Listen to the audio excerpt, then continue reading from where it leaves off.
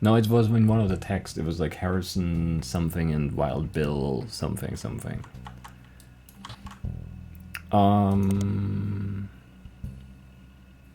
Starlet was also a movie. Guys Like Us is a 1953 film in which two secretaries cut their hair short and pose as businessmen to get ahead in life until one of them falls in love with their client, and hilarity ensues, starring Gwyn Roottrie, Leslie Florence, and Harrison Lane. Did you know trivia? The title is a play on words, as it can be read that the two women are men similar to other men, or that the men are fond of them. Guys Like Us. Guys Like Us. Sure, yes. Christmas Mission.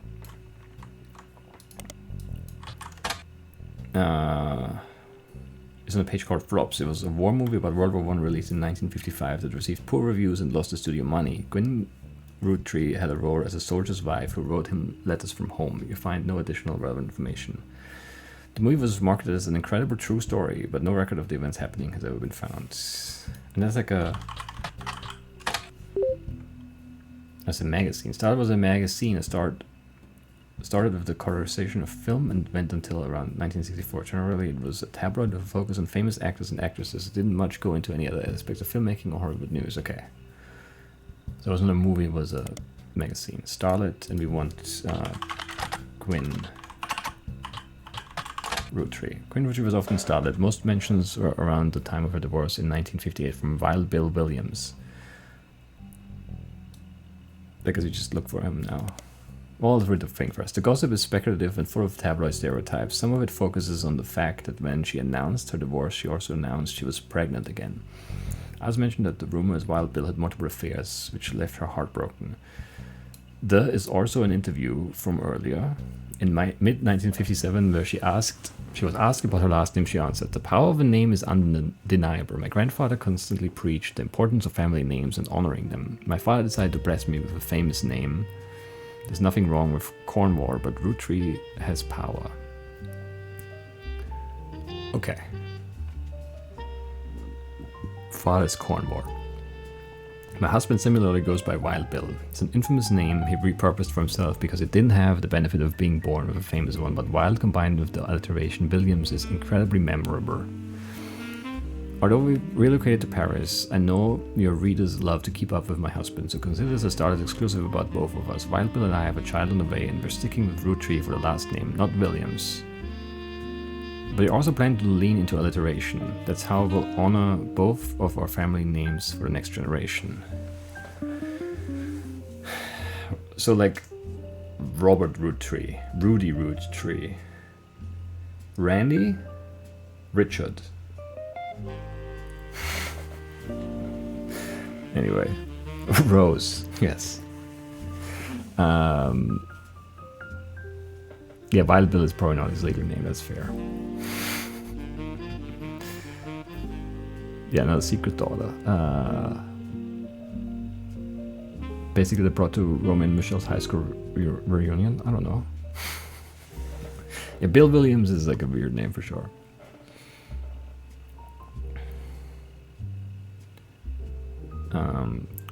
So Cornwall.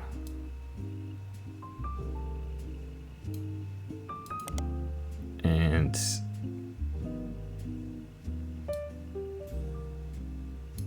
alliteration.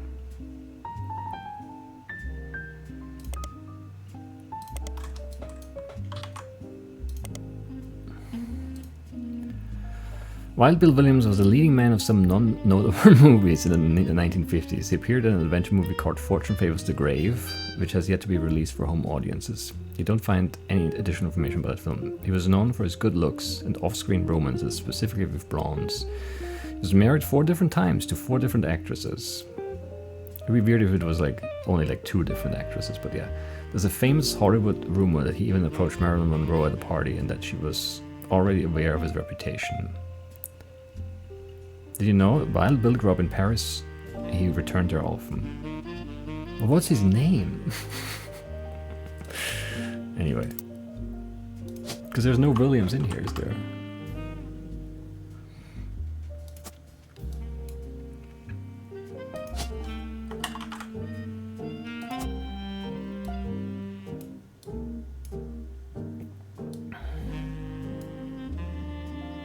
And then the first son is a Roottree with an R name. Yeah, Robert or Ronald. They're probably both her sons, I'm guessing, but I don't know which one is older.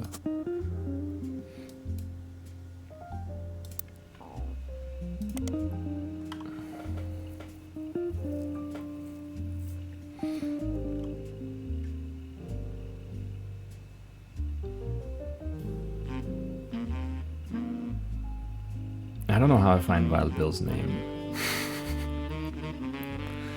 Anyway, let's see if we can find Robert Roottree. Nope. What was the other one?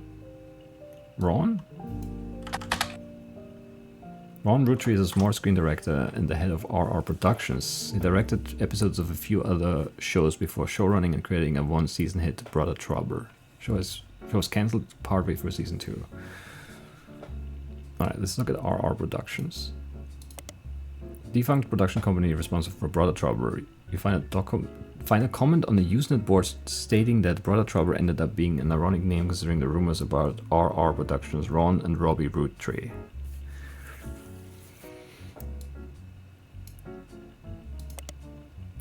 Robbie Roottree. I think it's because the writing went well downhill. Went really downhill in season 2. They actually had an episode where Roxy was addicted to sniffing markers. I think there have been like episodes like that in a bunch of shows, so that didn't get cancelled that early. Anyway, we could do a starlet search for Wild Bill. That's a good idea.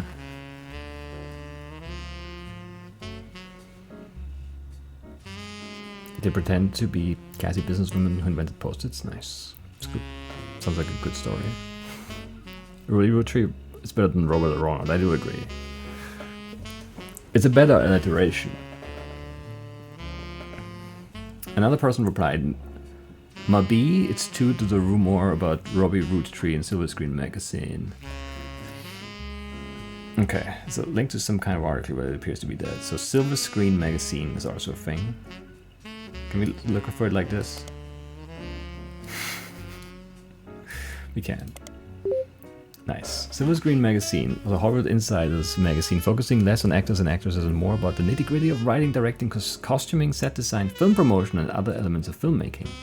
Ran from 1983 to 1993. It was bought by a bigger, more recognizable magazine a few years ago. The website now redirects to a new magazine. New magazine doesn't appear to have any relevance to your case. How do I know that so fast?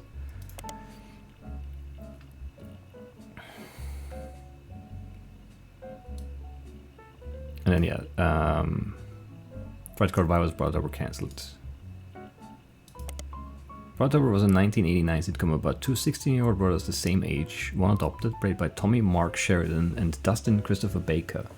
The single mother, played by stand-up Penelope Tessa Green, often had to navigate her job as a magazine columnist as well as the trouble that come with raising two boys who were extremely competitive in sports, academics, and even romantic pursuit of their next-door neighbor Roxy. The showrunner was smart screen director Ron Roottree. The show had strong ratings through the entirety of season 1, rocketing both Sheridan and Baker to instant stardom, mostly amongst the teenage girl demographic. However, it was cancelled in 1991, midway through the second season, due to a significant drop-off in ratings. Makes sense. Also, hello Hazel, how's it going?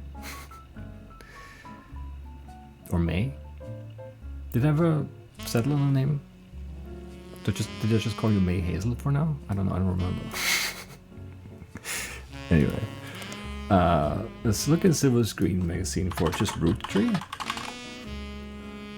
Silver Screen has played host to many Roottree advertisements over the years for many of their products, including 5 pieces to flood resorts. Okay, so give me Ron Roottree. Don't blame nepotism, he gets resorts. After finding some small screen success, first as a director for many soap opera episodes, and then stepping in as the showrunner to turn around a few struggling productions, Ron has decided to start his own television production company. Ron was born in the US, but grew up in Paris with his once famous mother and his brother Robbie. He gobbled up American cinema whenever he could, and when he was old enough, returned to Hollywood to attend film school. He brings a special kind of charisma and an eye for unusual shots, particularly when it comes to comedy. Those he's worked with have gone on record as saying he's an attentive director who can work with actors to make sure the timing of a joke lands perfectly. Ron plans to pitch new shows to major television studios as soon as 1986. Until then, he plans to find the right project. He has occasionally called upon his younger brother for script punch-ups and has thought about bringing him into the fold. So Ron is old, Robbie is young.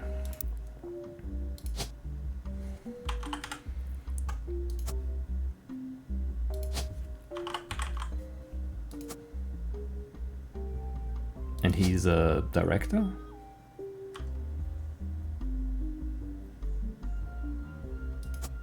Kinda? Anyway? Nice. Maybe not, I don't know. He's sort of a director. Director, showrunner, I don't know. Mostly director, right?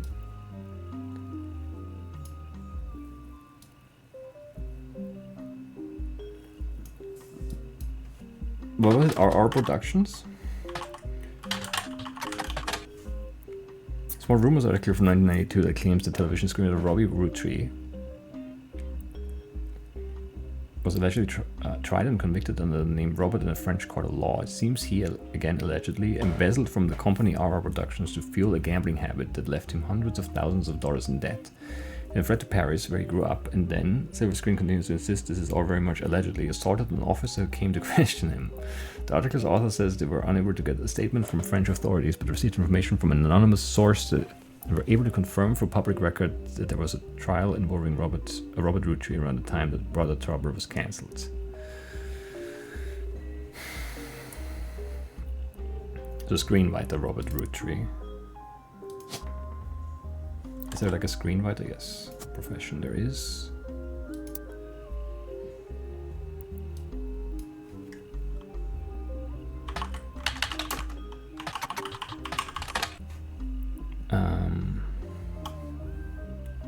That's just the same again.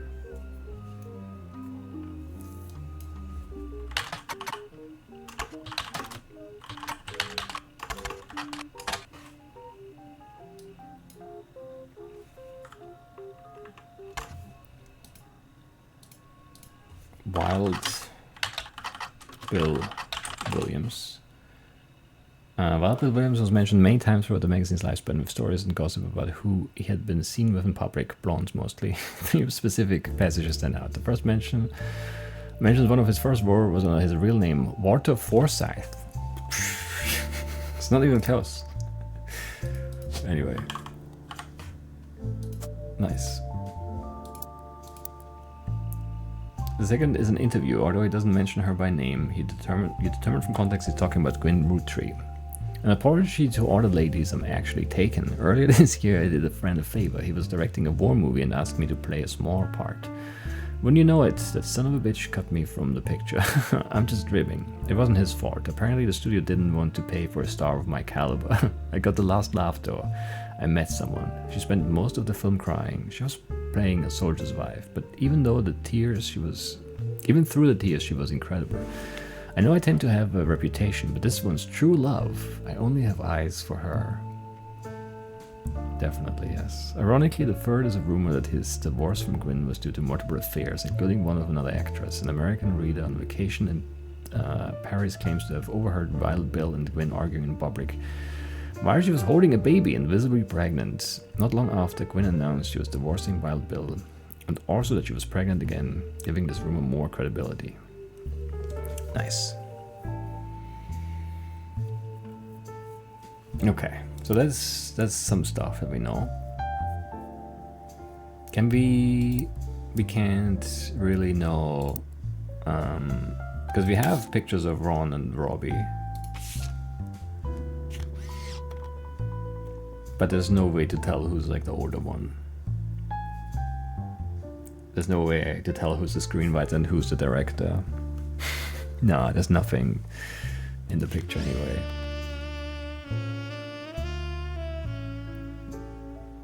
That's a shame.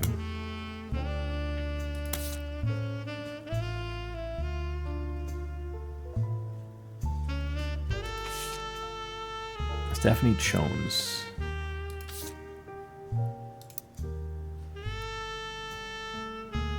Oh, and we know that you remarried. I split up again though. Right.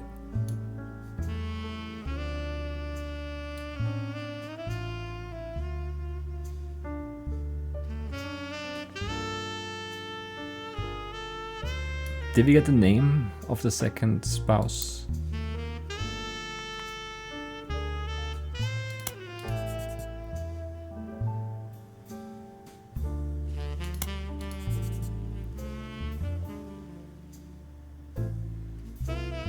My brother, my uncle, my cousin. That's why they became Uncle Junior, Miracles Eli, or Eli C.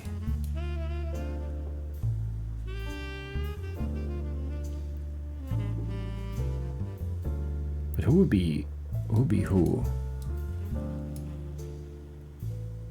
Miracles Eli would have to be over here. So there's an Eli here.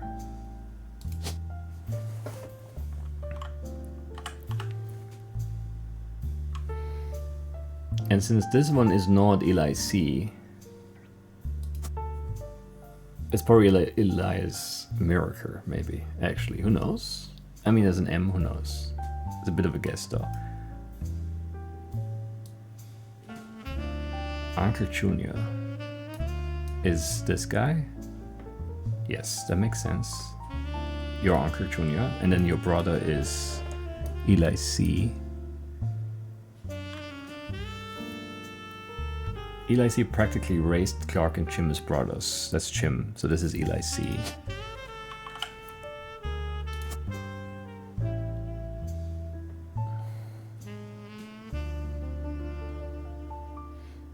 Eli's marriage seems fine, and Jim's marriage seems as hard as a rock.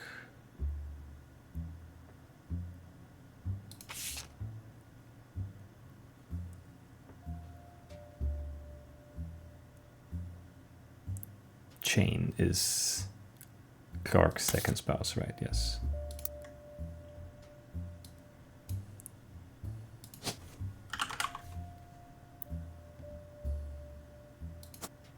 Oh, okay, so they're like that's why, okay, so there are four, yeah, raceless brothers, and it's like she would be the third wheel if she left the band. Because she's like Diamond's something, sister? Who knows? Cousin, somehow related. And they were in a band there. But then that should be findable if you were in a band, no?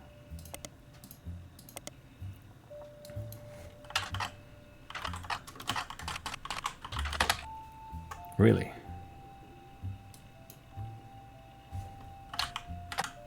What's her last name? LaRue? Clicking the wrong thing. What time is it?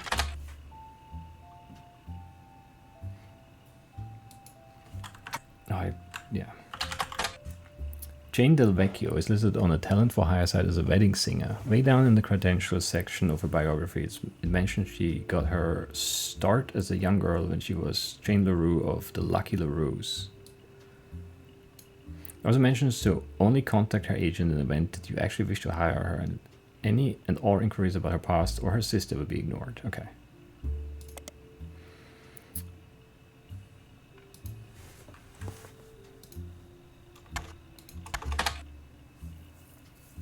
They don't get like a... That's a shame. And like Diamond also didn't have...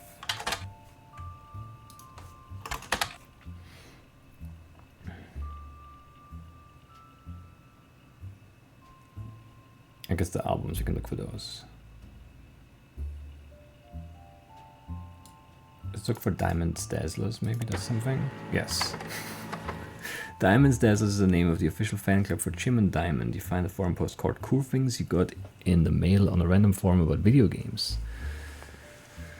That's weird. One reply mentions that Jim and Diamond still send out a Christmas card every year to Diamond's Dazzlers. It's accompanied by some pictures as well as some history about the fan club. Apparently, even though it is no longer available to join, Jim and Diamond still honor it themselves personally. There's a fierce debate in the subsequent posts about whether that's cool or pathetic. Amongst the pictures of Christmas cards from over the years, only one is relevant. The card from 1996 includes pictures of Jim and Diamond's young son, Wolf, as well as a note about his daughter's band, the Fluezes. That picture has been added to your evidence. Okay, we need to know more about the Fluezes. The Fluezes are an all-female punk band operating out of New York City. They're mentioned in passing in an online review from earlier this year. Apparently, they were the opening act for the band the reviewer actually came to see. The reviewer writes that she normally doesn't review the opening act, but this one was unusual, and not because of the music, which she described as loud, fast, and repetitive, but not in the good way. The trio was extremely cagey about their identities. The reviewer asked the venue who they were, and she was told they were rumored to be the children of other famous musicians and didn't want that to be why they became popular. The reviewer also mentioned that for an underground and unknown band with absolutely no following, their equipment was all extremely expensive. And not only were they selling CDs, but they only cost $1. They probably were losing a fortune. The reviewer said although she bought a copy, she would be unlikely to ever listen to any of it again, except maybe Beef Baby. Please, please, please, I want to find a copy of Beef Baby to listen to. It's all I want. It's all I want right now from this game is a recording of Beef Baby. Please. The 7th track. There's no picture of the Fluezes performing live, but the cover from the CD they were selling, Conquistador, has been added to your evidence. Please. Beef Baby is a song by the Fluezes. You can't actually find anything else about it anywhere, but with a name like that, it's hard not to speculate on the subject matter, isn't it? Could it be a euphemism, or about a newborn cow? Perhaps the Fluezes are holding a grudge against the toddler? It certainly piques your curiosity, if only you had the time to research and look into it further. No! No! No!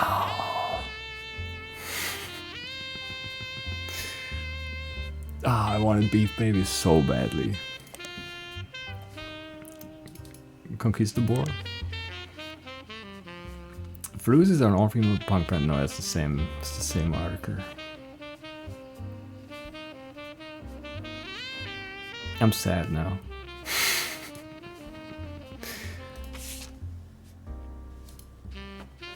Found a picture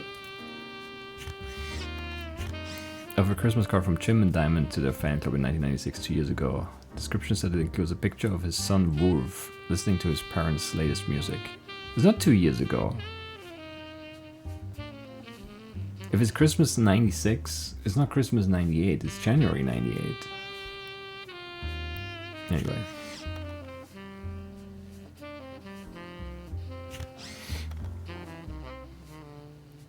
That's Wolf. No, there's the CD. We gotta be able to listen to this. It's just a picture that we printed it, right? Anyway. A CD from a band called the Fluezes that was only available at their live shows. The credits on the cover say guitarist, vocalist Candy, bass Nikki, drums Nina.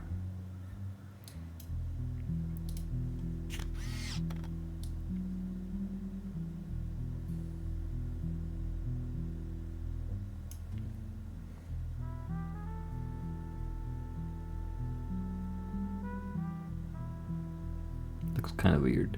This neck, I don't know why. It's probably fine.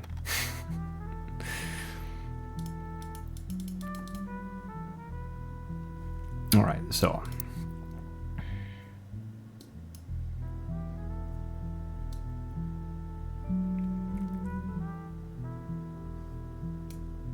Oh, we never added a picture for you? This is you. And there's like a wolf and maybe... Wait, did it say? I wasn't paying attention. I just wanted it to be... So it feels like you're the daughter. And then this is the son. Where is he? There's a Christmas card. There. Son. It's just a son.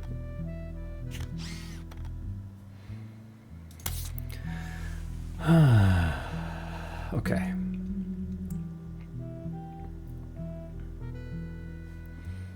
I should Google this name. Spider it. I mean, Stephanie Jones.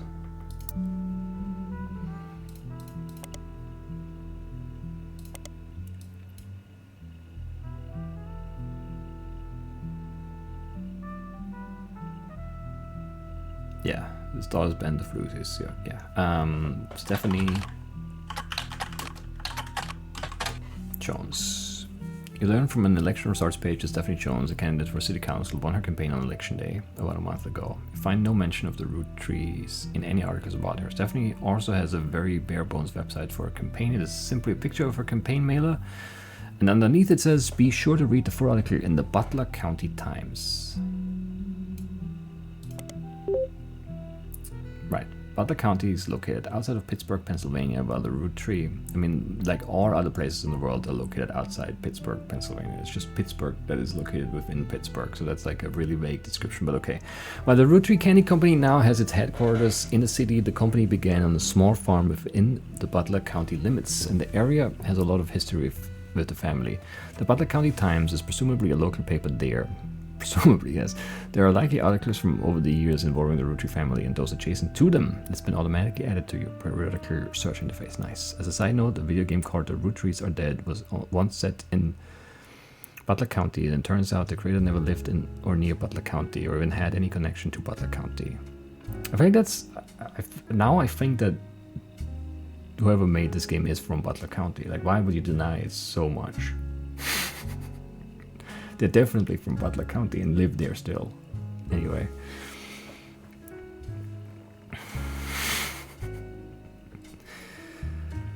It's the 90s. Yeah, there should be a CD player. Yeah. Yeah, the expectations are set too high with the Disco Jam. It has to give us more. It has to give us more. And the jazz is good too. I do really dig it. It's like, it's backgroundy enough without being like, it doesn't feel like it's like looping even. Like, it feels like it's just constantly new stuff. Like, it's enough music to not feel repetitive at all. Maybe I can play the video game. Maybe we should look for it. The Roottrees Are Dead, not to be confused with a similar game called The Flute Knees Are Bread.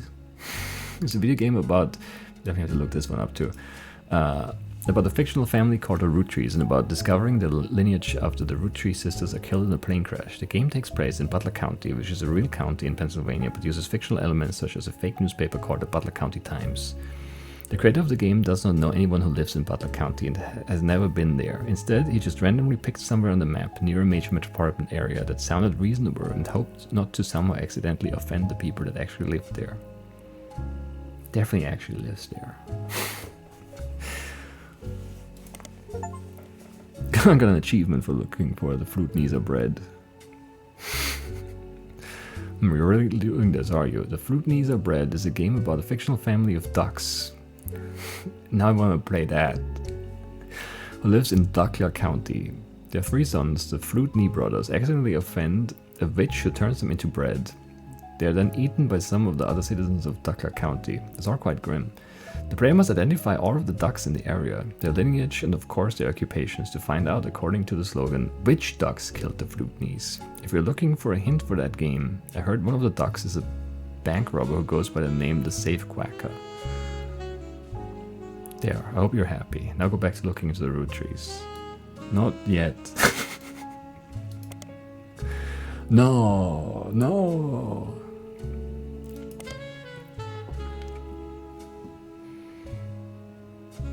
Okay. I want to know more about Spider Search. Spider Search doesn't know about Spider Search. I wanted to know like who owns and operates Spider Search. Nah, it's terrible. It's terrible. So one of these is Wolf, one of these is Candy, I think it was.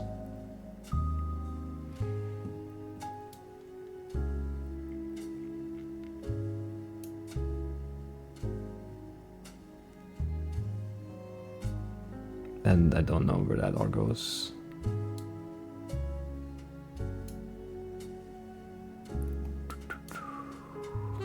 There's like very little over here. Maybe we should look up Zachariah Morden. Or should we just put the picture there? Assuming this is right, which we don't know for sure.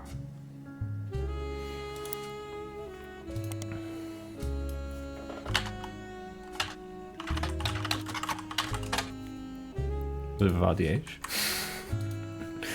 No, it wasn't, right? No, it looks even worse. Doesn't exist, that's a shame.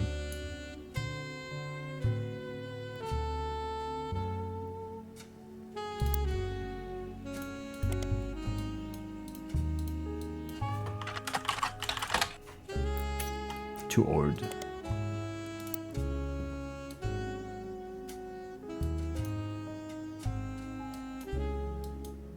Can we assign any of these pictures? Not really, right? Who do you have? No, wait, you have Margolite. We know who this is, or we can know anyway. Where's the 5-piece picture? There. So this guy is Junior.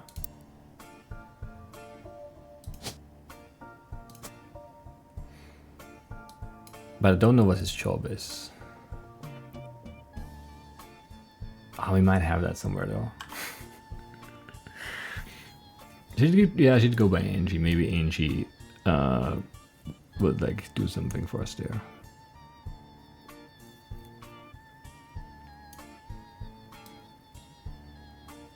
Oh yeah, you're also probably. I mean, are you in the Roottree family though? Like it did say everyone was a housewife. Let's just assume until we learn that it's not the case, that she's a housewife too. And then who is the chat wreck here? That's the one I wanted to look, and then we got sidetracked by other stuff.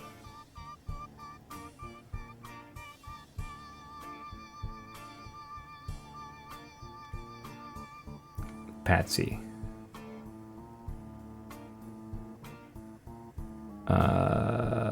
Who's Patsy again?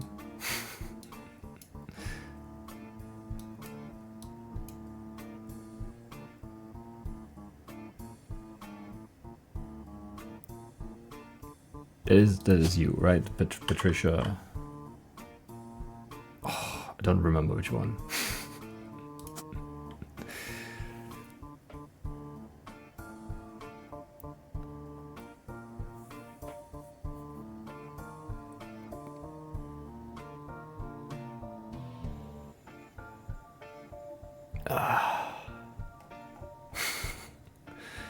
Didn't know true family history when I wrote this. Didn't know Sam was a Roottree. She's a fine woman. Ernie and the kids are lucky to have her. Was Ernie?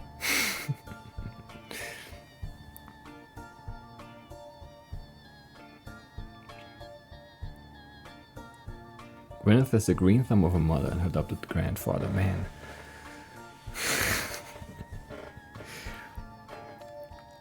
Patsy for chat break. Yes.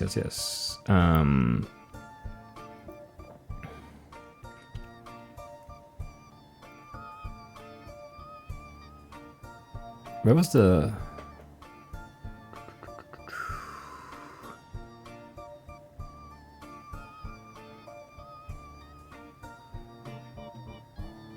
Oh man. Okay, give me... Scandal then.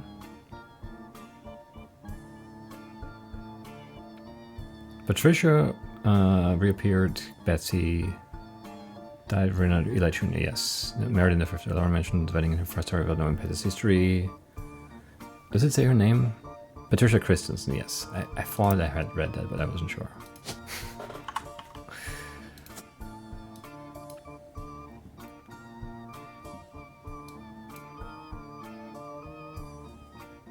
And then like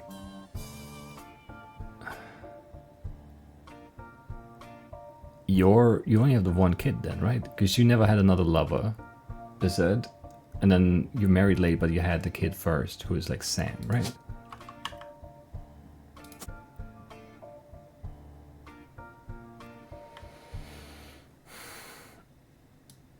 And like Sam is in the picture, in one of the pictures. Man.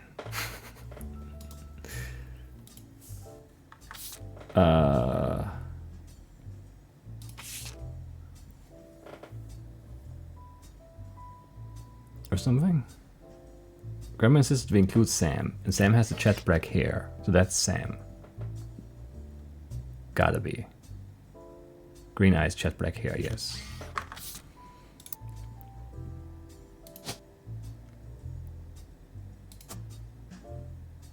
And she was running the farm. There we go. Okay. That's where I wanted to get to. So we've got Merkel the Third, the preacher, Samantha the farmer, and Zachariah Morton the president. And a bunch of like additional entries. Lots of good stuff. Booyah, indeed. You're listening to WRTD.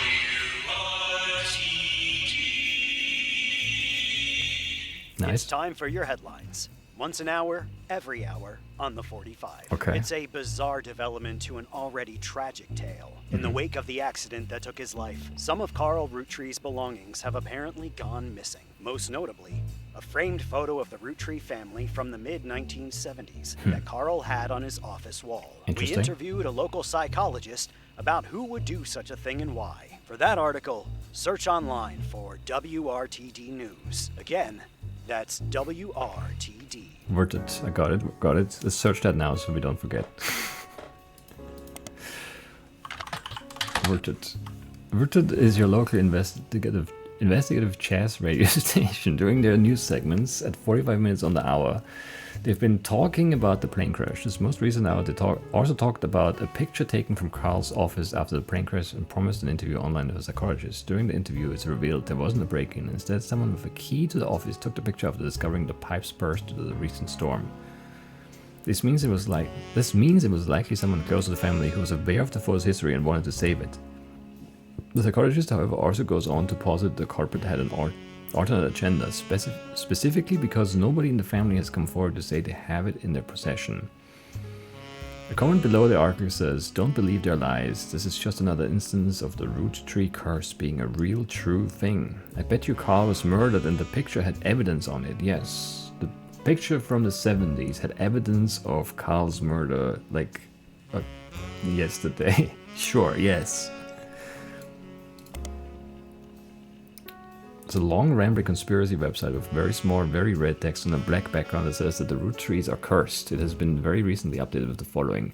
Important update. With Carl and Brenda and their girls, that makes 5 new deaths. Not only that, but 3 of the 5 presidents of the Roottree company have died mysteriously.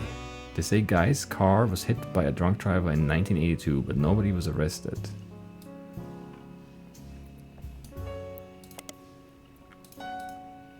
Then Ernie Madsen Jr. stepped down. Was he poisoned? Sure, yeah, stepping down is probably caused by poison. Now, just this week, Carl died in a plane crash. This cannot be a coincidence. Yeah, all of them have died. Can't be coincidence, right?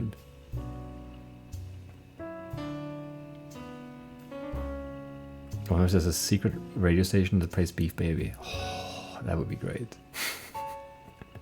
Premeditated, indeed, yes. Like 25 years in the making, that murder. Anyway, there's another entry that claims if you connect the dots in the pattern of the 5-piece wrapper, it creates a Mayan ruby scar. A secret message meant to subliminally scare people away. Yes.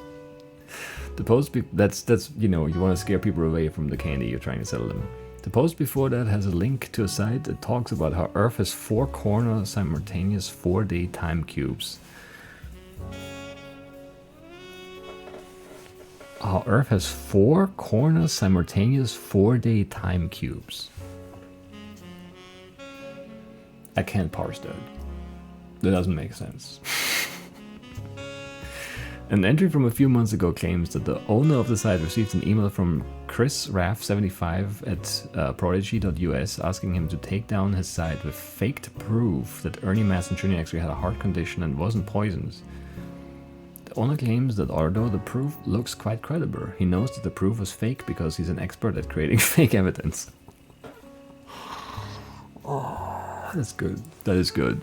The first entry is from 1996 and has a blurry picture of the Roottree Candy Company factory, seemingly taken by the website's author from behind a fence and through some trees. It seems that Operation RT-29 is real. I witnessed a helicopter land on February 29th, 1996. Sure. The website further says all images and ideas by Thomas Overwood. Time is fake, not a cube. Maybe it's both. Where's Chris Raff? I should stop. I wanted to stop after, and then the radio station thing happened, and now I'm doing things again. Find a simple page called The Art of Rafferty, copyright 1997 on Prodigy that lists the author's email address as Chris Raff. Below a bunch of GIFs that say under construction. Yes, that's how like 90% of websites used to be. There are a few art pieces. The first is a painting captioned "Me and my fiends," I think is what that is, right? Lulu. A painting I did for my first year of college that I plan to give her when I get married in May. Go Tartans. Who are the Tartans? What college is that?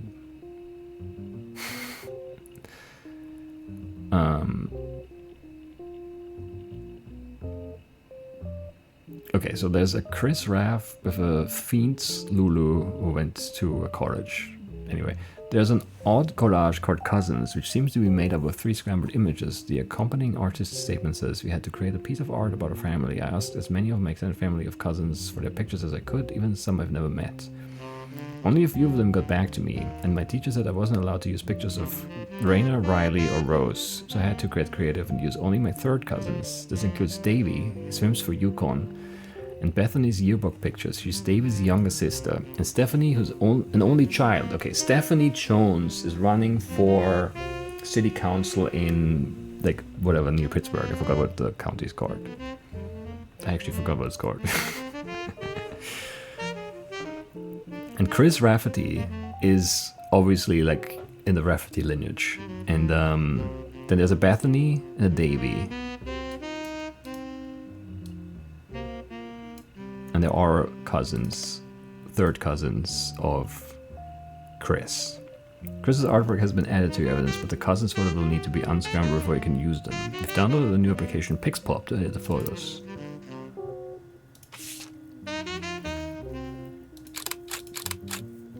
Chris Rafferty. Self-portrait of me and my fiends Lulu. Operation RT-29, Roottree 29 on the 29th of February. It's self-evident. How could you not immediately understand what that was about? It's like clearly some... Man, that looks weird. We'll do that next time.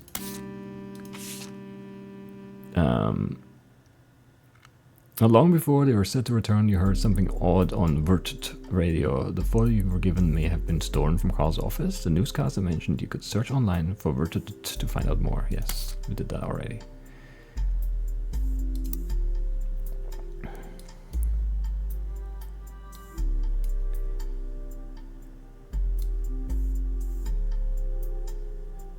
Now, is Chris...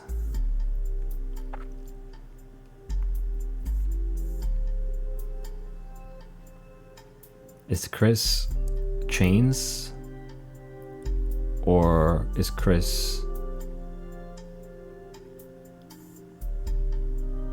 whoever this one, the third Clark spouse's child son?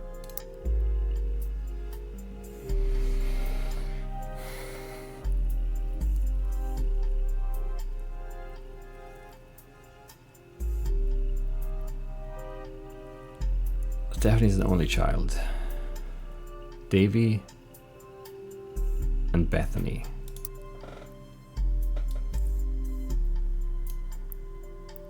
But these are not cousins, these are like half siblings.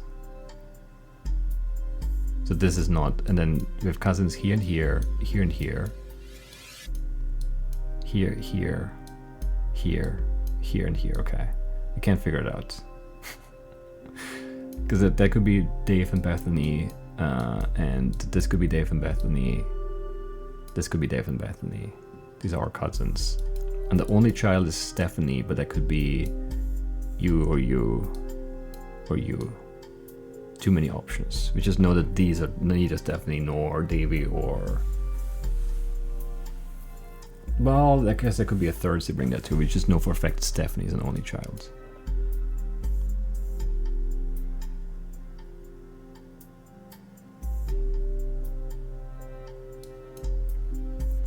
Bethany does seem to have a spouse. At least...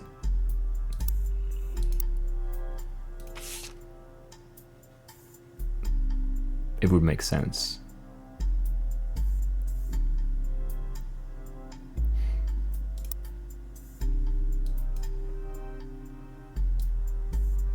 But we don't know anything. Because this would be a Morden. But I don't know if they kept their name or not. So I don't know if this is a Morden who married a Jones. It could make sense though.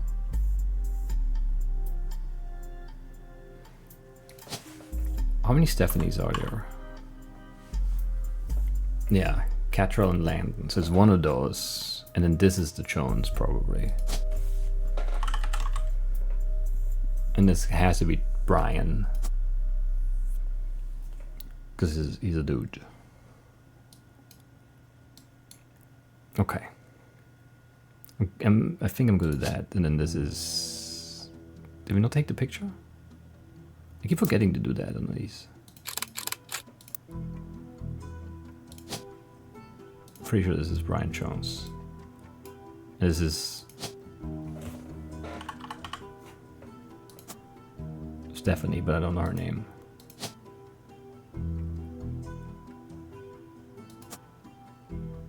I'm guessing anyway. Because I don't know that generation lore. You should really get out of here now.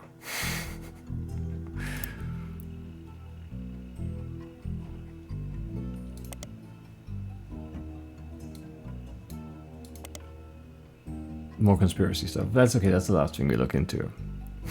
Find more conspiracy websites. Some people out there claim that the Roottrees are changing the candy recipe to include more and more chemicals. Everything is a chemical. That's like always the funniest thing to me. Like literally everything is made of chemicals because like everything is a chemical. Anyway, and this was done in cooperation with bad actors from an unknown government. They claim that due to the loophole in the calendar, it is possible to get away with nearly any crime on a leap day as long as it isn't discovered until after the day is over. Really? I had no idea. Wait. When's the next leap day? That's a great loophole. We should plan some stuff, chat. As long as it isn't discovered until after the day is over, and that every 4 years on a leap year the Roottree Company hosts a meeting with foreign agents to conspire to poison our children. Yes, that makes so much sense. The proof is that Roottree candies contain polyglycerol, ricinoleate, an ingredient of the candy that wasn't there when it first released. They claim it is added in an attempt to addict people and eventually induce mind control. I thought we were poisoning the children. They're just mind controlling them. That's completely different.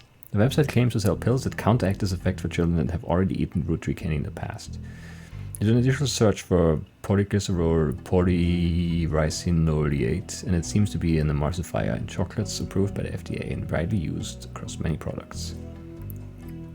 Why do you tell me that I already did it when I was going to do it anyway? That should have been its own page.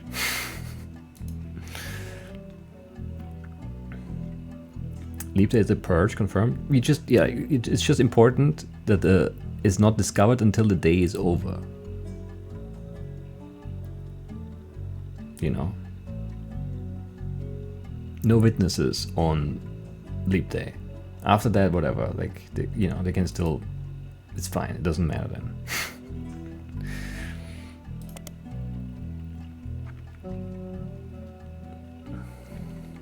Okay, so the third president is Guy, the fourth is Ernie Madsen Jr., which we kind of heard in like that one letter to Carl that we got where Ernie's wife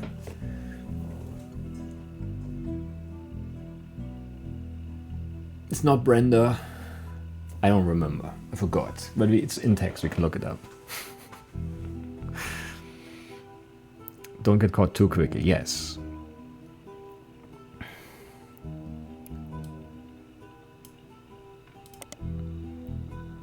Find a few conspiracy websites that claim that the Mayan ruby scar is a symbol of death. The alleged proof is a blurry photo of a reddish shape that is supposedly a cave painting from South America. According to legend, discovered beneath the painting were bones from hundreds of different people and animals. One site also mentions that the photographer who took the picture died when their boat capsized after crashing into a scar-shaped rock. I kind of want to look for that too. Amongst the spinning scar gifts, you find no sources of verifiable details to back up any photos or claims. To you, the bright photo looks more like an egg than a scar. Shame. I wanted to see a picture of a scar-shaped rock. Debbie? There are too many names. There are too many names.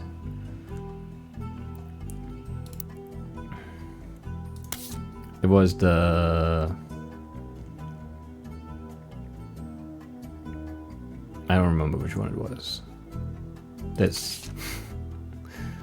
Debbie. It was Debbie indeed. Then Nicole. And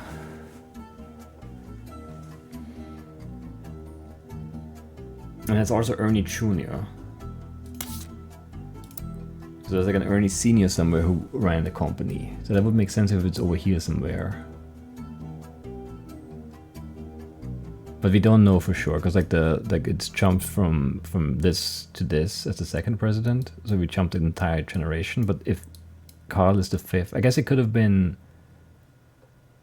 Carl after someone else in his generation. Yeah, he stepped down because he was poisoned, right? But then there was someone else after Zack too. So maybe it went to like... We don't know who this is. This could be like Ernie, and then there could be an Ernie Jr. there. And then it goes over this way or something. I did once build a scar-shaped rock on stream, that's true. That's why I wanted to see a picture. I wanted to see if it looked like the one I built.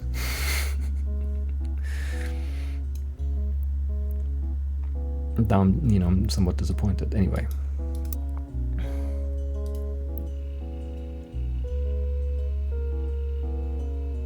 We don't have a CD player, actually. We just have, you know, we can only play tapes. Cassette tapes. Cashew PC, does say that there. I don't want to change the station because I don't know how I get back here. Oh, it's just the volume.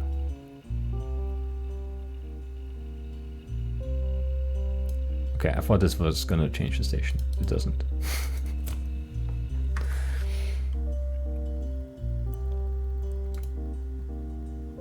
Can I look at stuff over here? Can I leave? Can't leave.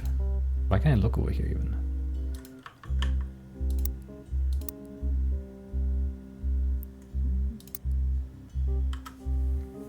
That's a Kevin MacLeod song. On the Ground. That's kind of a neat like way to credit the songs, the like Creative Commons songs. That's nice. Yeah. I think we're in a decent spot where we don't have a lot of like loose ends that immediately need taken care of, but we have like a base of stuff we can still work out next time. I think this is a good spot to leave it.